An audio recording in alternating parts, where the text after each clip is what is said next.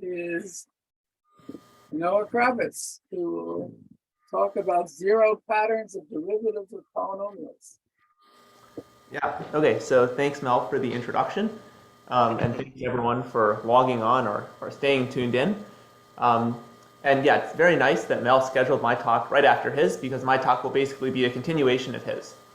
So as mentioned, I'll be talking about zero patterns of derivatives of polynomials, and this is all based on joint work with Nogo Lon, my advisor, and Kevin O'Brien, who's one of the few people here with video on. Okay, so let me just quickly review the object of study for anyone who just logged in.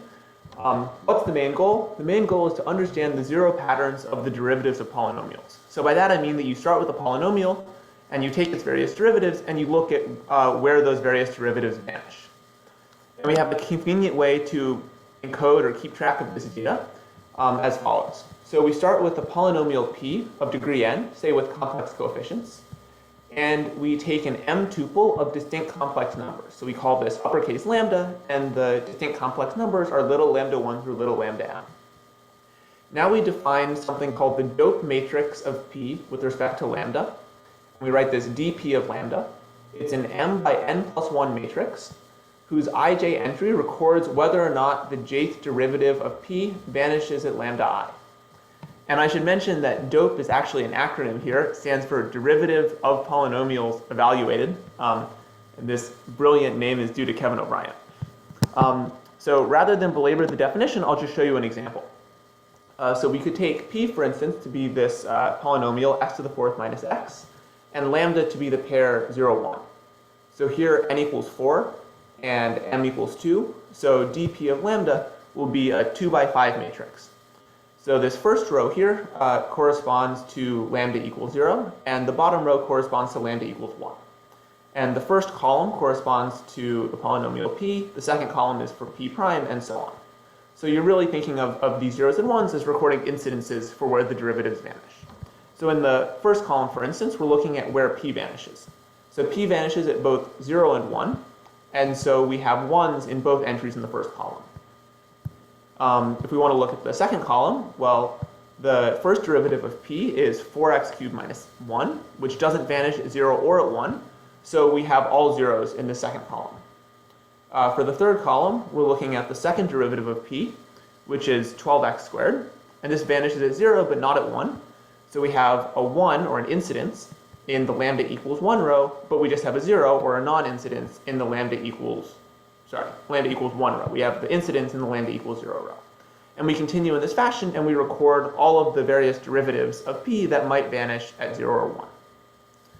Okay, so you might be thinking this is not quite the same as what Mel talked about half an hour ago, but let me just briefly convince you that it actually is. So our definition is equivalent to Mel's definition of multiplicity matrices. So I'll just remind you what that means. So again, we're given a polynomial p, and an m tuple lambda. And to form the multiplicity matrix of p with respect to lambda, we make the matrix whose ij entry is the multiplicity of lambda I as a 0 of the jth derivative of p. So in other words, we're recording not only whether or not the jth derivative of p vanishes at lambda I, but also to what order it vanishes. And let me just convince you these things are equivalent. So it might seem on the face of it like the multiplicity matrix includes more information. Indeed, you can obtain the dope matrix from the multiplicity matrix by replacing all of the non-zero entries with 1s, right? Because vanishing to some positive order is just the same as vanishing at all. And how do we reconstruct the multiplicity matrix from the dope matrix? Well, we use this observation that Mel mentioned briefly ago, which is that if you have multiple consecutive non-zero entries in a single row of a multiplicity matrix, the entries decrease by 1 going from left to right. So here's the example from the previous slide. Here's the dope matrix we calculated. And if we want to recover the multiplicity matrix from the dope matrix, we look for places where we have consecutive horizontal 1s, like this. And then we change the entries so that the entries in this string of horizontal 1s would be decreasing from left to right. So in other words, we have to turn this leftmost 1 into a 2 over here to obtain the multiplicity matrix. So really, these two definitions encode exactly the same information, And we just find it a little bit easier to work with this language of dope matrices and incidences. But it's really the same thing. So before I can tell you about your results, I just want to highlight sort of an underlying symmetry of the problem, which Mel also mentioned in his talk.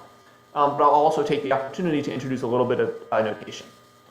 So if we fix an m tuple lambda and a natural number n, we let curly dn of lambda denote the set of all of the dope matrices that arise from this particular choice of lambda and any polynomial p of degree n. So it's all of the dp of lambdas where lambda is fixed and p is just the polynomial degree n. And then we say that two m tuples, lambda and lambda prime, are equivalent, which we'll write like this, if for every choice of n, curly dn of lambda equals curly dn of lambda prime. In other words, as you let p range over all the various polynomials, you get exactly the same dope matrices arising for lambda and for lambda prime. And so in some sense, if you just want to study the different possible dope matrices that can appear, you can ignore this sort of obvious symmetry or use it to your advantage. And here's the proposition that Mel briefly mentioned, which gives a sufficient condition for equivalence of tuples, although it's not clear that this is also it's not clear that it's a necessary condition. And this is an open problem I'll return to near the end of the talk. So what's the condition? Let's suppose that we have two tuples, big lambda, which is lambda 1 through lambda m, and big lambda prime, which is little lambda 1 prime through little lambda m prime.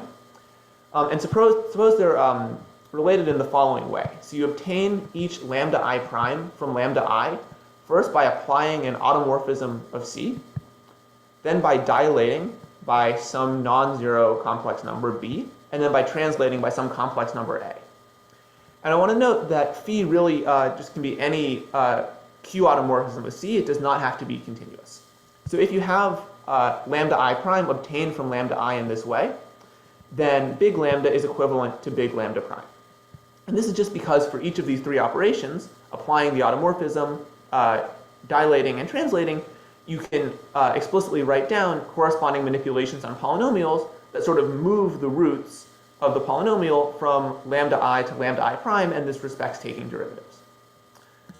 Okay, so a brief example, which Mel mentioned, is that all arithmetic progressions are equivalent. So 0, 1, 2 is equivalent to 3, 5, 7, and this is equivalent to 10, 10 minus pi, 10 minus 2 pi, just by dilating and translating. But I want to highlight that the order of the tuple really matters. So one can actually show that 0, 1, 2 is not equivalent to 0, 2, 1. So you can give an example of a matrix that arises as a dope matrix for 0, 1, 2, but not for 0, 2, 1. Okay, and then down here I have some examples of what you can do by applying automorphisms. So you can, of course, do complex conjugation. That's what I've done here. And there are also other things you can do. So for instance, you can apply the automorphism that exchanges square root of 5 and minus square root of 5. So here's another equivalence over here. Okay. So why is this useful? This is useful because it lets us simplify the tuples that we have to consider if we want to understand all of the possible dope matrices. So in particular, every one tuple is equivalent to the tuple 0, because you can just translate your tuple to make it 0. Every pair is equivalent to the pair 0, 1. So first you translate your pair to make the first element equal to 0, and then you dilate to make the second element equal to 1. Okay, and if m is bigger than 3, again, this is the length of your tuple, then you can always find some tuple that starts with 0, 1 that's equivalent to it. So in some sense, you lose no generality if you assume that your m tuple starts with 0 and 1. But I want to focus first on this case where m is either 1 or 2. And here, if we want to understand all of the 1-row or 2-row dope matrices, it suffices to understand only the tuples 0 and 0, 1. So we'll take advantage of this, and this is the content of the next slide. So this is the key observation that Mel mentioned before. If we Taylor expand our polynomial p around some complex number lambda, then we see that the jth derivative of p vanishes at lambda if and only if the corresponding coefficient aj is equal to 0. And as he says, this lets us quickly characterize the 1-row dope matrices. That is, a 1-row 0, 1 matrix is dope if and only if the last entry is 0. And I won't say again why this is the case, because Mel already explained it. And in particular, this lets you count the number of 1-row dope matrices. So the number of 1 by n plus 1 dope matrices is 2 to the n. because you can choose 0 or 1 for every entry except the last one. Okay, so this is fairly quick. What about the case of 2 rows? So this is more complicated, and this is our first main result. So we show that a 2-row 0, 1 matrix is dope if and only if it satisfies a sort of natural combinatorial condition as follows. So if we take any k between 0 and n, there are at most k1s in the last k plus 1 columns. And I've written this in maybe a slightly funny looking way, but I want to note that this characterization actually also applies to this theorem of Nathanson. So his condition that the last entry is 0 is equivalent to saying that in the last k plus 1 columns, there are at most k1s. So already we can see some similarity. And let me just try to give you very quickly some intuition for why this should be the case. So first of all, let me convince you that you cannot have any 1s in the very last column. So I'm trying to convince you that the k equals 0 case of this should have to hold. So you can't have anything in the last column because if you take the nth derivative of a degree n polynomial, you're left with a non-zero constant, and this can't vanish at 0 or 1. So we're always free to assume that our tuple lambda is 0, 1. Okay. So what about when k equals 1? So this will be looking at constraints on the n minus first derivative of p. And this is something that concerns the leading coefficient of the polynomial and the next coefficient. All the other coefficients vanish when we take n minus 1 derivatives. And so if you have two constraints, or if you have two things that vanish, say the n minus first derivative vanishes at 0 and 1, this is, so to speak, two constraints on the coefficients, the leading coefficient and the next coefficient. And if there's some kind of linear independence among these various constraints, this might force both the leading two coefficients to vanish, but the leading coefficient isn't allowed to vanish because we require our polynomial to have degree n. And so by the same line of reasoning, any 1 in the last k plus 1 columns is sort of a constraint on only those leading k plus 1 coefficients. And you think that if you have more than k constraints, more than k derivatives that vanish, then all of these coefficients would be forced to be 0, and this would make our polynomial have degree smaller than n. So, and I'll actually flesh this out a bit on the next slide. But this is why this is really natural, and I want to convince you of that. And it's also been pointed out to us by Moshe Newman that this sort of resembles Polya's condition for Hermite-Kirchhoff interpolation. Okay, so before I go to the proof, I just want to mention that this also lets us resolve the associated enumerative problem. So the total number of 2 by n plus 1 dope matrices is this binomial coefficient, 2n plus 1 choose n, very clean. Also, the maximum number of 1s you could have in a 2 by n plus 1 dope matrix is n, according to this theorem. And the number of dope matrices with this maximum possible number of 1s is the n plus first Catalan number. And everyone likes Catalan numbers, and it's kind of funny that they show up here. Okay, so now let me sketch the proof in a little bit more detail for this theorem. So the condition to remember is that in the last k plus 1 columns, there are at most k1s. Okay, so what do we do? Step 0 is we write out the general form of a polynomial of degree n, like this. So p of x is an x to the n plus dot dot plus a0. And let's suppose that we have some 0, 1 matrix with 2 rows. And we want to think about what it means for it to be the dope matrix of p with respect to 0, 1. So if we have a 1 somewhere in the top row, this is telling us that some jth derivative of p vanishes at 0. Or in other words, by the observation on the previous slide, the coefficient aj vanishes. And if we have a 1 in the bottom row of our dope matrix, this is telling us that some jth derivative of p vanishes at 1. Or in other words, if you Taylor expand p around around x equals 1, then you find that this is saying the sum of k choose j ak equals 0. So this is another linear constraint on the coefficients ak. And finally, our condition that p has degree exactly n means that the leading coefficient an is non-zero. So this is just a bit of a warm-up. So step 1 is to show that if you have a 2-row dope matrix, then it satisfies the combinatorial condition, that there are most k1s in the last k plus 1 rows. So suppose for the sake of contradiction that we have a 2-row dope matrix that does not satisfy the combinatorial condition. In other words, there's some k such that there's at least k plus 1 1s in the last k plus 1 rows. Okay, so let's look at the 1s in the top row here. and we'll use item 1 up here to see that a bunch of the AJs immediately must vanish. Then we look at the ones coming from the bottom row, and there's still a lot of these constraints. Because remember, we assumed that there were at least k plus 1 ones in the last k plus 1 rows, and we're just sort of focusing on this part, and this all affects only the variables an through an minus k plus 1, or an through an minus k. But in any event, because you have so many ones in this matrix, there's all of these constraints coming from item 2 end up being linearly independent. And this is a result of guess what we know on the non-vanishing of certain of the determinants of certain matrices of binomial coefficients. And so we have so many of these linear constraints from item 2 that in fact all of these last AIs have to vanish. So an minus k through an all vanish, but then this contradicts item 3. And so this shows us that a two-row dope matrix cannot have too many ones, too close to the right. So that's half the theorem.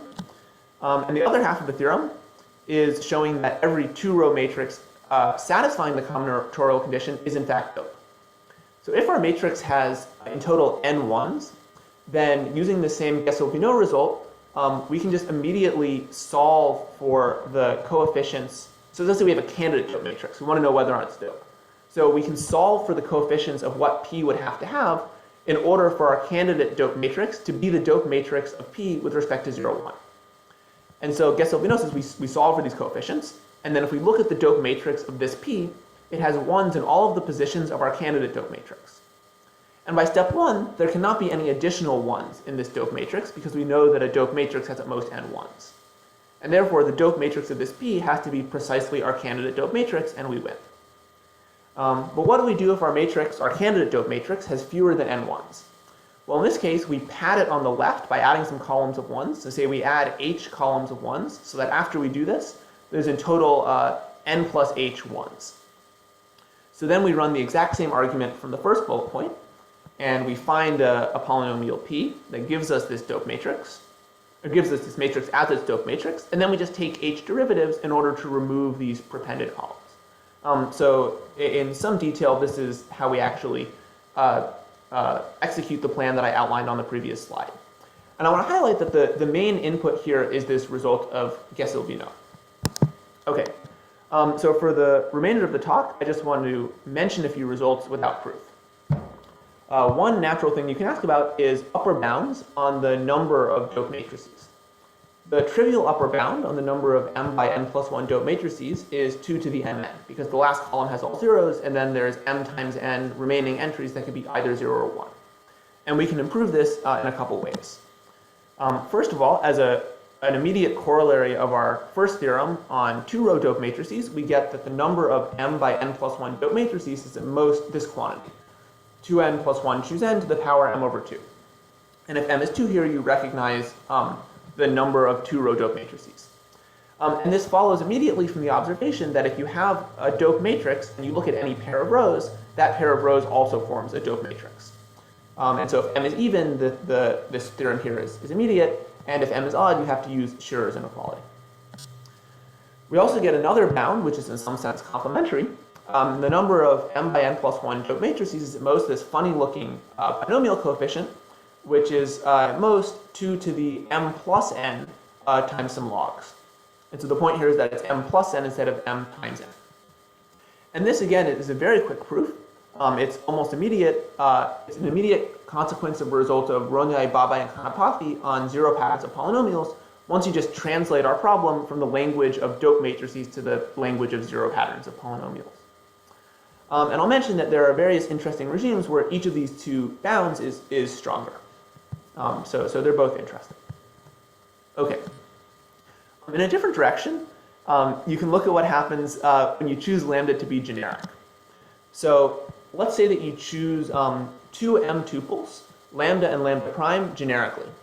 So in this case, all of the entries of lambda and lambda prime will be jointly algebraically independent. And then there's an automorphism of C, which sends each lambda I to each lambda I prime. So generically, all m tuples are equivalent, and it makes sense to talk about the dope matrices that arise generically. So we define curly dn of gen m to be the set of dope matrices, curly dn of lambda, when lambda is chosen generically. And now we get the following sort of curious result. So let's say we fix a tuple lambda, and we want to look at the number of dope matrices with n plus 1 columns that arise for this lambda. So this quantity, the size of curly dn of lambda, is maximized if you choose lambda to be generic. And in fact, the only way you can achieve this maximum possible size of curly dn of lambda is if curly dn of lambda exactly equals curly dn of gen m. And so again, the proof requires some linear algebra, and I don't want to go into the details, but it's a bit delicate. Okay, and finally, I'll just mention that we resolved the conjecture of Nathanson from his original paper. So if I give you a 0, 1 matrix, it may or may not itself be dope. And if it's not dope, you can ask if there is some dope matrix such that our chosen matrix appears as the leftmost portion. And the answer is emphatically yes. So let's say D is some 0, 1 matrix. And in this case, we'll even fix an M tuple lambda of distinct complex numbers. Then you can find a polynomial P, whose degree is at least n and not too big, such that in the dope matrix dp of lambda, our given matrix D appears in the leftmost n plus 1 columns. And this follows immediately from the Chinese remainder theorem for polynomials. And it's also worth mentioning that this upper bound of m times n plus 2 for the degree of the extending polynomial is essentially tight. Okay, so that's it for results. And I want to conclude with a few open problems in the spirit of Mel's original paper, because I really think that this topic of dope matrices is very natural and has a lot of interesting questions that one can ask. So the first is sort of vague, and it's enumerative. So in general, can you estimate the number of m by n plus 1 dope matrices for various values of the parameters m and n? So we solved this when m is 1 or 2, but this is interesting even for larger fixed m and n tending to infinity. And another very interesting regime would be m equals n. So this is basically wide open. Here's the conjecture about equivalence of tuples. So every triple is equivalent to some triple of the form 0, 1 lambda, as I mentioned before. And if lambda and lambda prime are two complex numbers that are either both transcendental or conjugate algebraic numbers, then there's an automorphism of C taking lambda to lambda prime and obviously fixing 0 and 1. And then by Mel's proposition, this shows that 0, 1 lambda would be equivalent to 0, 1 lambda prime. And we might tentatively conjecture that these are the only possible equivalences. So 0, 1 lambda can be equivalent to 0, 1 lambda prime only if lambda and lambda prime are related in this special way. I would say that this conjecture seems quite hard, and perhaps it seems hard because it turns out to be false. But even if the conjecture turns out to be false, it would be very interesting to characterize the equivalence classes of these triples 0, 1 lambda. So there's some interesting question here, even if this conjecture doesn't quite capture what's actually happening. Here's another conjecture regarding the generic behavior of these dope matrices. So I'll remind you that curly dn of gen m is the set of all n by m plus 1 dope matrices where lambda is chosen generically. And we conjecture that this set of matrices consists of exactly the 0, 1 matrices satisfying this combinatorial condition. That if you look at the last k plus 1 columns, for any k between 0 and n, you'll see at most k1s. And so this is precisely the combinatorial condition that we got for m equals 0 and 1.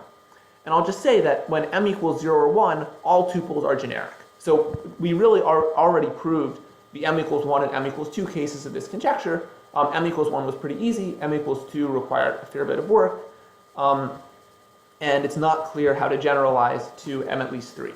So I think that this is a very appealing conjecture and would probably involve some nice ideas in any potential proof. And finally, here's one variation that one could study. So you can study what we'll term a signed dope matrix. So here we'll start with a polynomial p with real coefficients.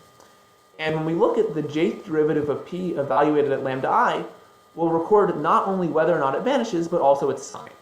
So we'll end up with an m by n plus 1 matrix whose entries are plus, minus, or 0, depending on the sign of the jth derivative of p evaluated at lambda I. And so for the sign version, you can ask all of the same questions. You can talk about these enumerative questions. You can try to precisely characterize the sign dope matrices with small m. You can talk about the extension problem. You can really do everything. And one reason this might be interesting and harder is that a lot of our arguments that use linear algebra look like they might require tools from real algebraic geometry for this signed version. So in particular, or for instance, if you want to get an upper bound on the number of these signed dope matrices, you have to use some results from real algebraic geometry. So that's all I have, and thank you all for listening. Thank you. Are there any questions for our speaker? Or any questions for our speaker's collaborator?